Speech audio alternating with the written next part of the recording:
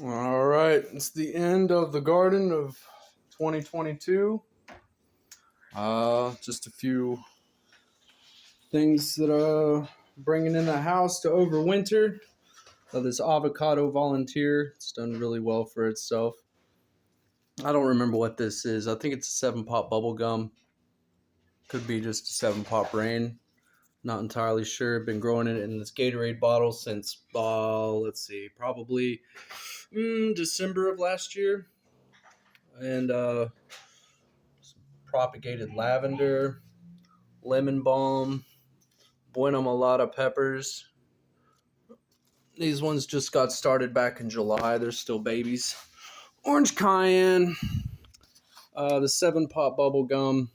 Leaves are getting yellow, starting to fall off of it. Same with the chocolate habanero. This plant right here is my year 2. I'm going to try to push it into its year 3. That's a nice stalk on that thing. But it put on loads of fruit. Oh, it did very, very well. I probably got maybe 3 gallons, maybe between 2 and 3 gallons of peppers off of it. And then, of course, the Euphoria. I don't care what anybody says. I refuse to call this California Reaper. California is going to have to come up with something more original than using, 2 crosses that somebody else has made, I rant about that all the time. Sure you don't want to hear about it now.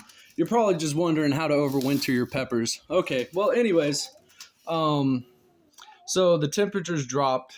It's getting down into the 40s at night. I don't want this to get frosted. If it freezes, it's a high chance that it's going to kill the entire plant down to the root base. If the roots die, the plants die. You know what I mean? And you could shock your plant severely, even if the capillary roots, the tiny little roots, if they die, you're going to stress your plant, right? Those have to regrow. So you want to bring it in before the frost, obviously.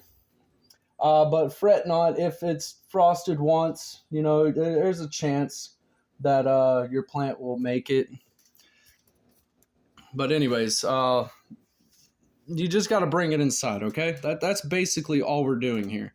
We're bringing the plants inside, but you have to be wary about pests and like ants, aphids, fungus gnats. You can bring in, spiders, different kinds of bugs. Like in this pot right here, if I was to soak this pot, or if it was this one or this one, it had a colony of ants in it, right? So you got to be mindful of that. If you want to get rid of them, soak the pot in warm water, and all the ants will leave. They'll relocate. You flood them out, essentially. But anyways, so as far as getting rid of ants, that's how you do that for the most part. You can sprinkle sugar and borax. Fungus gnats, you gotta let the soil dry out, to kill off the larvae, but you're really going to be contending with these things regardless. Aphids are going to be a problem throughout the entire winter, most likely for you. It's not going to be a detrimental issue, as I've shown in previous videos. The aphids will attack the plant, but they don't, damage the integrity of the plant, if you will, as far as killing it. You know what I mean? Like it'll wipe out your leaves. They'll do a lot of damage if left unchecked, and it most likely will eventually kill your plant. But the thing is that these aphids will be an issue, and you just got to keep them in check with a spray bottle, soapy water, and just spray your plants every day, every other day, right? And like here, I could potentially have a spider. That's a cobweb. That's not cracks. That's web. That's cobweb. So you got to check your plants, make sure you're not bringing in any critters. That's important. And as far as the rest of it goes, the plant will naturally just lose all of its leaves, drop its fruit. It'll abort the fruit. It'll, lose its leaves, but the stalk will stay healthy, right? The plant just goes into stasis, essentially. It's really slow growing. Once you lose everything, once the plant loses its light cycle, it will just drop all its leaves and it'll bring itself down, basically down to its bare stalk. That point, you would want to cut off any limbs that are, smaller than a pencil, That way you're not stressing out your roots so much. You know, the roots don't have to support so much, canopy. They're basically, in stasis, essentially, dormancy. You're breaking the plant down to its basic structure so that it can survive longer with less requirements, right? So that's pretty much that. You wouldn't put these. You could put them under good LEDs if you want to continue to grow them, but it's highly likely that the plant won't perform well for you, regardless of light. If it's used to being an outdoor plant, even if it's an indoor plant, they just perform better outdoors. It's hard to replicate nature inside, to a T. But anyways, without all the jibber jabber and random ramblings, you would just take your pepper plants, bring them inside before the frost hit them. If they get frosted once, they'll probably be okay as long as the roots don't get frozen. If the roots get frozen, it's pretty much game over, and it's just a slow death for the plant.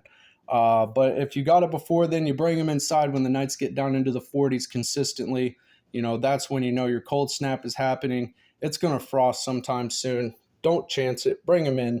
And, if you're cold, they're cold. For real.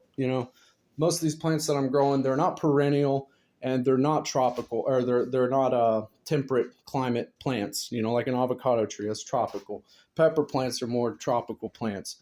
But anyways, so the leaves are going to fall off on their own. That's okay. As long as your stalk stays good and your roots are alive. And how do you check if your roots are alive?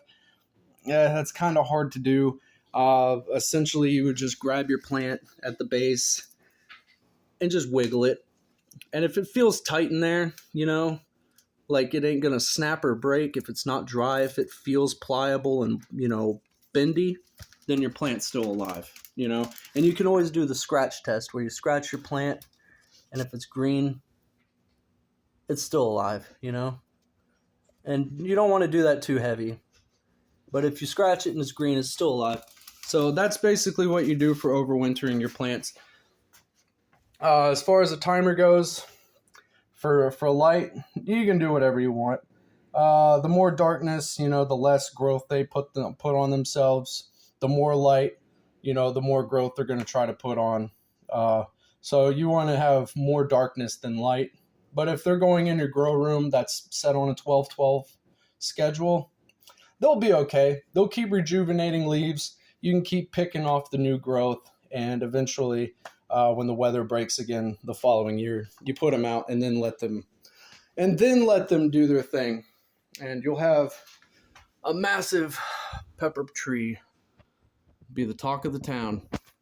All right. Anyways, hopefully what I said made sense. Hopefully I didn't talk in circles too much, and hopefully you learned something. Just try it out and experiment. That's all you got to do. You got nothing to lose. If you got a plant like this, you got a ton of seeds you can work with, okay? You got an abundant seed supply, so you'll be able to grow peppers again next year, whether you fail or not, right? Just give it a shot. It's not difficult. Do it one time, you'll be able to do it 1,000 times.